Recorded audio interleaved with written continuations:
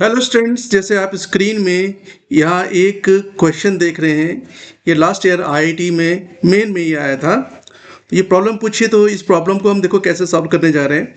जैसे इसमें लिखा है कि for a thin symmetric prism made of glass refractive index 1.5 the ratio of incident angle and minimum deviation will be. देखो incident angle and minimum deviation के बीच में रेशियो में निकालना है और हमें यहाँ दिखाई दे रहा है कि जो प्रिज्म है वो थिन है। थिन प्रिज्म है। थिन प्रिज्म के लिए आपको पता है कि जो एंगल ऑफ इंसिडेंस होता है, एंगल ऑफ इंसिडेंस यानी कि आई इज इक्वल टू का जो फॉर्मूला होता है डेल्टा एम प्लस ए अपॉन 2। ये फॉर्मूला आई के लिए होता है। क्योंकि प्रिज्म थिन है तो इसके लिए डेल्टा एम की जो वैल्यू होती है, डेल्टा एम की वैल्यू म्यू -1 यानी कि रिफ्रैक्टिव इंडेक्स इनटू ए, ये वैल्यू होती।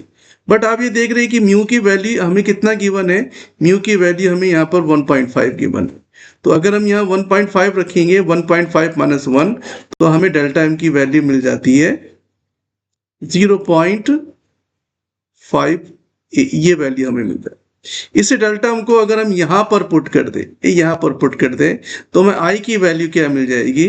देखो आई की वैल्यू हमें मिलेगी, ये डेल्टा एम अगर 0.5 ए और ये ऊपर प्लस ए भी है तो ये 1.5 ए अपॉन 2, ये वैल्यू हमें आई की मिल जाती है। अब देखो हमें रेशियो किस में निकालना है, हमें रेशियो निकालना है आई में और डेल्टा एम, इन दोनों के बीच में रेशियो निकालना है। तो आप देख रहे हैं कि आई की वैल्यू ऑटोमेटिकली यहाँ हमारे पास आ चुकी है अपॉन 2, और डेल्टा एम की जो वैल्यू हम ऑलरेडी निकाल चुके थे 0.5 ए।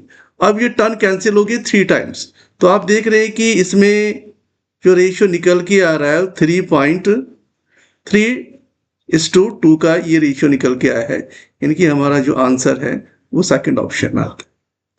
तो इसी तरह की और भी सॉल्यूशन में लेकर के आऊँगा आपके लिए आईआईटी की और आगे नीट के बच्चों के लिए।